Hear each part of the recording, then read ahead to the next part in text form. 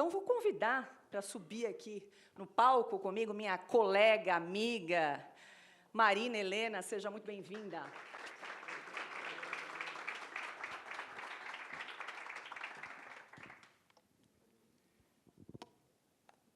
Bom, Marina, estou me sentindo em casa, porque eu não sei se todo mundo sabe, mas a Marina também trabalha na Revista Oeste, comanda um programa diário, também compartilha das dificuldades, das agruras que é acompanhar a política neste país. Marina Helena é economista, com trajetória no setor público, privado e no debate sobre políticas econômicas no Brasil. Formada em economia pela Universidade de Brasília, construiu carreira de mais de 20 anos no mercado financeiro, com passagens por instituições como Itaú, Bradesco e Bozano Investimentos.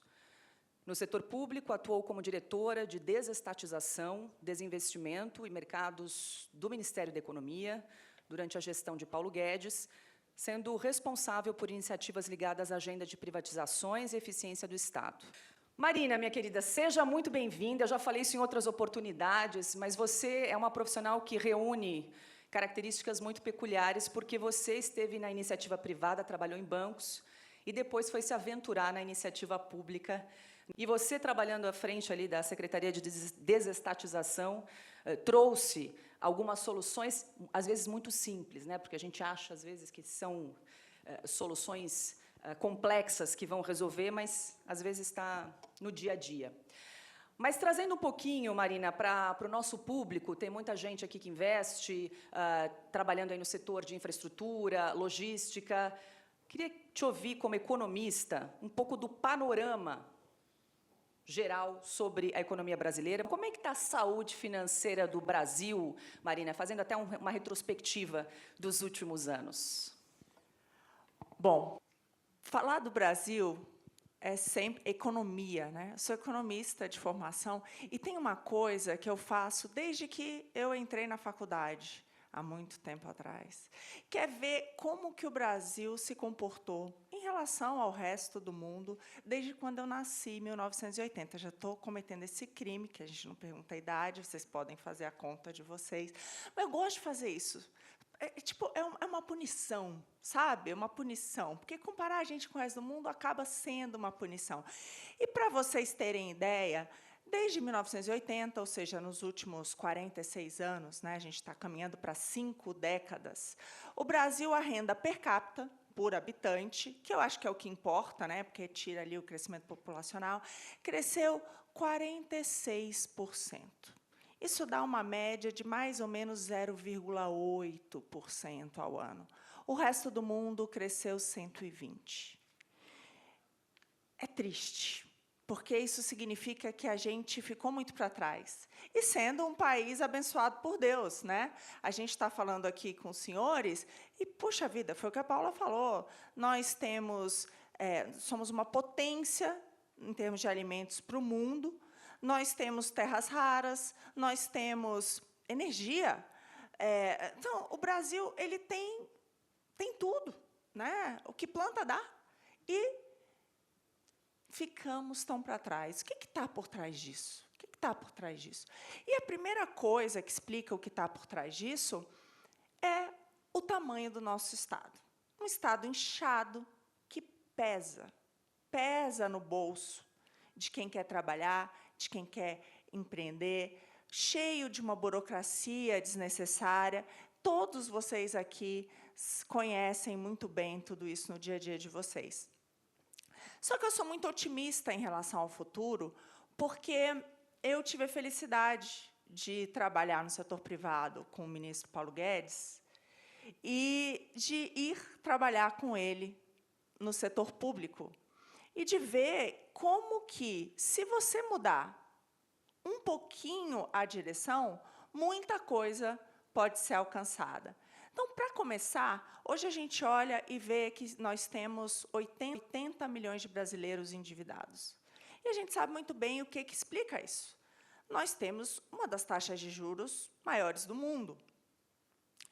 Mas não necessariamente precisa ser assim. Sem nem falar do Paulo Guedes, se a gente falar antes ali do governo Temer, eles fizeram uma mágica fiscal que se chamava teto de gastos. que era basicamente uma historinha de que ó, o Brasil não vai parar de gastar, a gente vai parar de gastar tanto, a gente vai começar a conter os nossos gastos.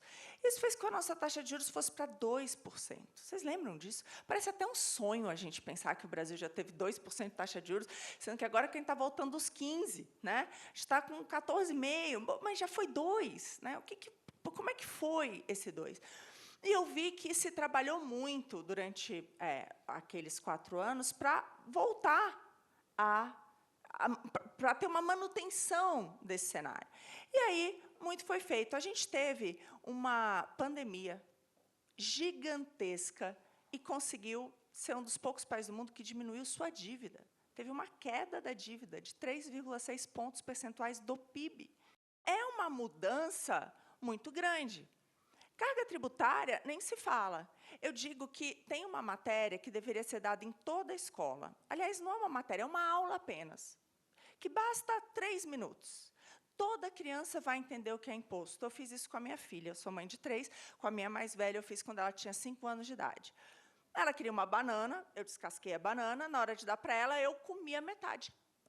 E ela disse, o que é isso? Falei, imposto, filha. Ela, odeia imposto, odeia imposto. E aí isso é tão fácil, né, de entender, isso ensina demais. E você teve ali, com muito custo, você teve redução de 13 tributos. Agora a gente está falando de um aumento de mais de 28, né, tributos. Então, são mudanças estruturais que definem para que rumo nós vamos. A mesma coisa, a abertura comercial. É inacreditável, mas é óbvio que muitos impostos de importação foram reduzidos, principalmente na pandemia, mas, antes disso, houve uma redução de IPI de 30%, porque não dá para só jogar lá e dizer, vai, compete aí. Né? Mas você teve... Isso fez com que a corrente de comércio no Brasil, a gente viesse de um nível de abertura de 22% para 32% do PIB. Já voltamos a recuar, já estamos em 28% de novo, antes desses últimos aumentos de impostos de importação. Então, dá para escolher para que lado vai. E a mudança ela é muito rápida. A economia ela responde muito rápido. Tanto que nós sofremos aquela pandemia, mas, comparado ao resto do mundo, nós somos os países que mais cresceu e com menor inflação, porque a coisa foi feita. E, no final das contas, se deu ali, né? O Guedes sempre fala isso, né? Demos ali, fizemos a distribuição do dinheiro na mão da pessoa lá na ponta, mas conseguiu finalizar isso tudo ainda com uma redução de dívida, sem aumento de imposto. Então, assim, realmente dá para fazer de outro jeito. Então, eu sou otimista quando eu penso no futuro por conta disso. Nossos problemas nós conhecemos. É principalmente esse. Um governo que gasta demais e que acaba drenando a energia e os recursos da sociedade, por isso é o fenômeno que os economistas chamam de crowding out. Você pega a maioria desses países, eu falei que a média do mundo foi de 120%, mas você pega os que mais cresceram. Como eles cresceram? Eles cresceram com crédito. Crédito não é um problema. Né? Nós temos aqui, vocês que trabalham no mundo inteiro sabem disso, quem trabalha com longo prazo, então, sabe quanto que isso é importante. Isso é definidor, na verdade, mas a gente, infelizmente, tem um governo grande demais que suga toda a poupança dos brasileiros. Isso acaba fazendo com que a gente tenha que ter uma taxa de juros alta demais. E é isso que não permite que a gente fique, né, nesse crescimento tão medíocre. Mas eu já vi isso, e dá para ser diferente, Paula. Então, eu diria que é como uma empresa. Vocês que são empresários, vocês sabem como é. Depende do management. Né? Quando a gente tem ali um management bom, a empresa vai. Quando é ruim, ela quebra. O problema do setor público é que, quando o management é ruim, ele quebra a gente. Então, fica mais difícil, né? Não tem essa accountability que deveria ter, que no setor privado é muito rápida. Mas é possível, sim, em outra direção. Bom, já que você está falando do novo CEO para o país, Marina, a gente vai entrar aí num período de campanha eleitoral, um ano bastante sensível para o nosso país, eleições majoritárias para presidente, governador, deputados, senadores. Eu não arrisco mais palpite, porque o Brasil realmente não é para amadores. Tudo pode acontecer, ainda mais em cenário eleitoral. A única certeza que nós temos é que vai ser uma eleição muito polarizada, muito disputada. Você falou, né, de um bom CEO, ajuda muito o brasileiro, ajuda muito os empresários. Queria te ouvir, assim, qual o perfil de liderança, sem entrar na questão político-partidária, mas o perfil de liderança que vai ser necessária para destravar os investimentos neste país a partir do ano que vem, porque imagino eu que os investidores, os executivos, né, fazem esses planejamentos pensando, né, cenário A, eu vou mais para cá, cenário B, eu vou mais para o lado de cá. Então, qual é o perfil dessa nova liderança que vem aí a partir de 27, Marina, para enfrentar esses desafios? Eu acho que, antes de mais nada, eu pensei muito a respeito disso, assim, qual que é o nosso maior drama hoje, né? Porque a gente tem que saber qual é o maior drama e o que a gente precisa para resolver. Então, vamos dizer assim, esse CEO precisa enfrentar um drama. E eu tenho muita saudade quando o grande drama do Brasil era simplesmente econômico. Então, poderia te dizer, olha, sei lá, só quem ganhar chamar de volta o ministro Paulo Guedes que a gente vai resolver. Seria mais simples, né? Porque é um drama, mas a gente tem o ferramental. Acho que o Brasil, ele hoje enfrenta um problema mais grave, que é um problema institucional, Paula. E aí não é só o CEO que vai resolver, né? A gente precisa de um pouco mais do que isso. E por que eu digo isso? Porque o pai da economia, Adam Smith, né? O Adam Smith, ele escreveu A Riqueza das Nações. E a ideia original da riqueza das nações era exatamente dizer que a mão invisível do mercado, de cada um fazer o que é melhor para si, acabava levando a riqueza das sociedades. Só que antes dele escrever esse livro, antes dele escrever A Riqueza das Nações, ele escreveu um outro livro, que se chama Teoria dos Sentimentos Morais. Esses, eu imagino que poucos conheçam, não sei se alguém já ouviu falar desse livro. Mas, basicamente, o que esse livro diz é que essa mão invisível do mercado, ela precisa de um Estado justo. E ele cita ali 3 P's, que ele diz que são fundamentais, que é a pessoa, a propriedade e o que seria equivalente a contratos. Basicamente, o que ele está trazendo ali é o Estado de Direito, de fato, né? Que você precisa ter justiça, você precisa ter um Estado de Direito. A partir daí, sim, você tem a mão invisível do mercado que faz o seu trabalho. Agora, Marina, trazendo também para o nosso público aqui que trabalha nessas áreas de infraestrutura, logística, quero a sua visão também desses setores que são tão fundamentais para o nosso país. Falei isso no início. Nós temos tantos gargalos, mas também tantas oportunidades. Se puder linkar também, como é que você enxerga que os nossos governantes, agentes políticos, têm tratado esses setores nos últimos anos, porque também nós temos diferenças entre gestões a respeito aí desses setores? Não, sem dúvida. Se a gente for pensar, começa por alguns marcos, né? Eu trabalhei em um governo em que a preocupação era liberar toda essa parte de infraestrutura. O trabalho que foi feito pelo ministro Tarcísio, que é na parte de transportes, mas também a parte do PPI e em outros setores. Mas, mais do que isso, foram aprovados o marco do saneamento, o marco do gás, o marco da cabotagem. Um exemplo que eu gosto sempre de citar, que é o da Ferrogrão, né? A Ferrogrão foi anunciada ainda no governo Dilma em 2012. 2012. Gente, a gente está em 2026. E tem chance de não sair do papel. 2026. Mas é lógico que dá para fazer diferente, que é isso, né? A gente viu ali vários marcos sendo aprovados. E eu falo que o Brasil tem algumas coisas que são muito positivas, né? Uma delas é que nós somos totalmente abençoados, né? A gente alimenta não só os brasileiros, mas o mundo. Nós não só alimentamos 1 bilhão de pessoas, quanto, segundo as estimativas, nós vamos ser responsáveis por alimentar mais de 50% de todo o crescimento da demanda de alimentos nos próximos 20 anos. Terras raras, né? Agora, Todo mundo precisa. Tecnologia, robótica, todo mundo precisa desses minerais que a gente nem sabia que valia tanto. E temos aqui. Mas qual que é